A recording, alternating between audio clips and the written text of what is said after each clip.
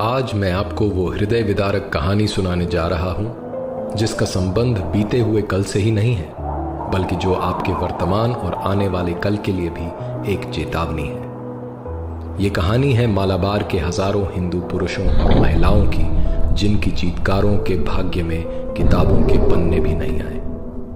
सन 1921 भारत में तुर्की के इस्लामी खलीफा के लिए कांग्रेस के समर्थन से मुसलमानों द्वारा चलाया जा रहा खिलाफत आंदोलन अपने चरम पर था।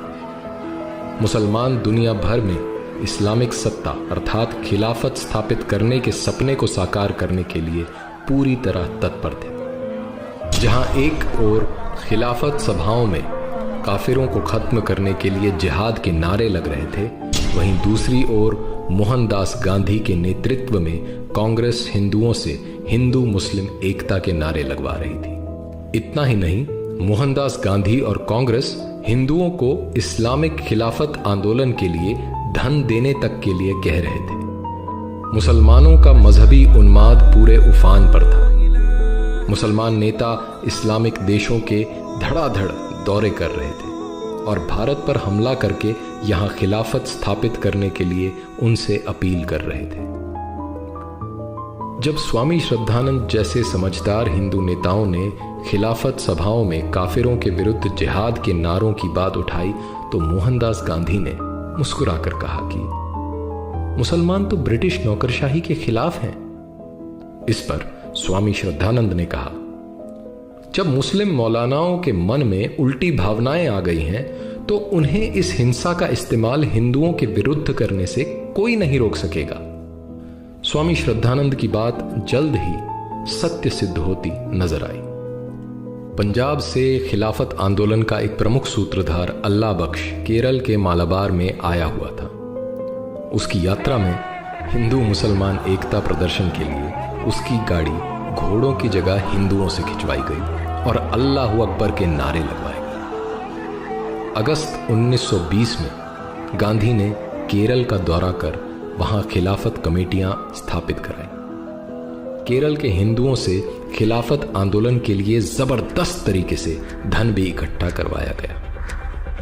मक्का से पढ़ाई करके आने वाले कट्टर और जिहादी मानसिकता वाले अली मुस्लियार और उसके साथी वरियन कुन्नत कुंजहम्मद हाजी, सीती कोया तंगल, चेम्ब्रासरी तंगल काफी पहले से मालाबार में इस्लामिक राज्य स्थापित करने की तैयारी कर रहे थे। इसके लिए उन्होंने प्रथम विश्व युद्ध में अंग्रेजों की ओर से लड़े हुए और प्रशिक्षित पूर्व मुसलमान सैनिकों और युवा मुसलमानों को इकट्ठा किया तथा खिलाफत स्थापित करने के लिए एक खिलाफत आर्मी बनाई। ये खिलाफत आर्मी यूनिफॉर्म और हथियार से लैस थी। ये सभी मुसलमान कुरान पर हाथ रखकर कसम खाते थे कि खिलाफत स्थापित करने के लिए वे अपने प्राण तक दे देंगे। रिपोर्ट्स के अनुसार इस इस्लामिक सेना में 60,000 तक सैनिक भर्ती थे। यह इस्लामिक सेना मालाबार के कई क्षेत्रों में सड़कों पर परेड तक करने लगी। 22 अगस्त 1921 को जमात मस्जिद मालाबार को इस्लामिक खिलाफत का क्षेत्र घोषित करके अली मुस्लियार को वहां का इस्लामिक राजा घोषित कर दिया गया। पूरे क्षेत्र को इस्लामिक शरिया क्षेत्र घोषित कर दिया गया। इमारतों पर तुर्की खलीफा के झंडे लगा दिए गए। एक विशेष प्रकार के छुरे, जिन्हें खिलाफत छुरा कहा गया, इनका बड़ी भारी संख्या में निर्माण कर मुसलमानों में बांटा गया। अब इस शरिया क्षेत्र में बारी आई हिंदू काफिरों की। काफिर हिंदुओं को इस्लाम और मृत्यु में से एक विकल्प चुनने को कहा गया। मुसलमानों द्वारा हिंदुओं पर भयानक अत्याचार शुरू हो गए। हजारों की संख्या में हिंदुओं का जबरन धर्म परिवर्तन करवाकर मुसलमान बना दिया गया। जिन हिंदुओं ने मुसलमान बनना स्वीकार नहीं किया, उन्हें मार दिया गया। उनके घरों को लूटा गया और आग लगा दी गई। हिंदुओं के क्षत विक्षत शवों से मालाबार के कुएं और सड़कें भरे पड़े थे। गर्भवती महिलाओं के शरीर के टुकड़े टुकड़े करके सड़कों और जंगलों में फेंक दिए गए। इनके गर्भ से निकले अजन्मे बच्चे जहां तहां पड़े थे। निर्दोष और असहाय हिंदू बच्चों को उनके माता पिता भाई बहनों के सामने तड़पा तड़पा कर मारा गया। युवकों को यातनाएं दी गई, कुछ को जिंदा जला दिया गया। हिंदू महिलाओं और युवतियों के साथ दुष्कर्म किए गए, उन्हें जबरन दासी बनाकर रखा गया। बेशर्मी और वहशीपन की सारी हदें पार की गई। देवालयों पर लहराते हुए हिंदू ध्वजों को उतारकर उनके स्थान पर इस्लामिक झंडे लगा दिए गए। मूर्तियों को खंडित कर दिया गया। मंदिर परिसरों में गायों को काटा गया। हजारों की संख्या में निर्वस्त्र भूखे प्यासे हिंदुओं को जंगलों में भागकर अपनी जान बचानी पड़ी। एनी बेसेंट और मालाबार की एक हिंदू महिला द्वारा तत्कालीन वायसराय रीडिंग की पत्नी को लिखे पत्र, जिनमें इन सभी अत्याचारों का विवरण है, रोंगटे खड़े कर देते हैं। सर्वेंट्स ऑफ इंडिया सोसाइटी की इंक्वायरी कमेटी की रिपोर्ट के अनुसार इस भयंकर नरसंहार में 1500 हिंदुओं की हत्या, 20,000 का बलात् इस्लामीकरण और लगभग 3 करोड़ की प्रॉपर्टी की लूट हुई। हिंदू महिलाओं के साथ दुष्कर्म की कोई सीमा नहीं थी। आधिकारिक ब्रिटिश रिकॉर्ड्स के अनुसार मुसलमानों ने 10,000 हिंदुओं की हत्या की। शांति और अहिंसा का पाठ पढ़ाने वाले और खिलाफत आंदोलन के अध्यक्ष मोहनदास गांधी का हवाला देकर जब हिंदुओं ने मुसलमानों से हिंसा रोकने की गुहार लगाई तो उन्होंने कहा, गांधी, वो तो एक काफिर है, वो हमारा नेता कैसे हो सकता है?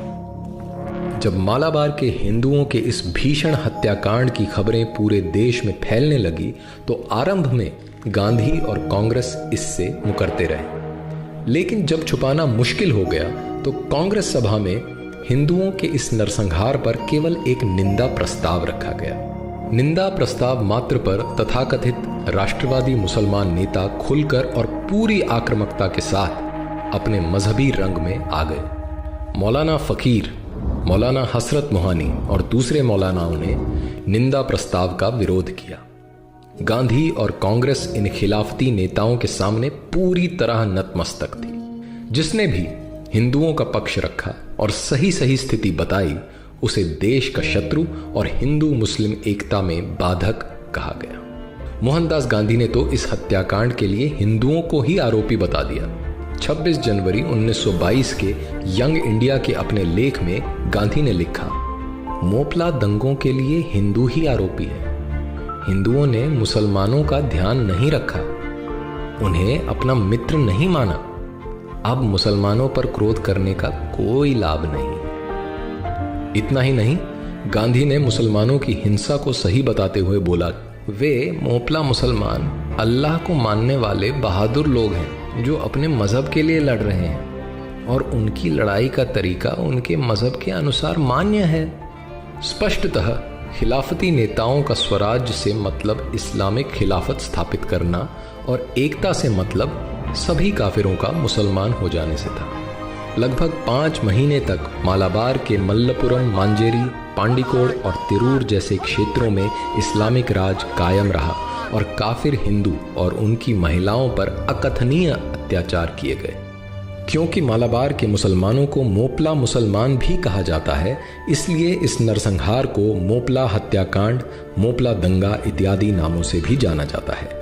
वामपंथी और कांग्रेसी इतिहासकारों ने मुसलमानों द्वारा हिंदुओं के इस नरसंहार को गरीब किसानों द्वारा ब्रिटिश प्रशासन और अमीर जमींदारों के विरुद्ध विद्रोह में बदल दिया है।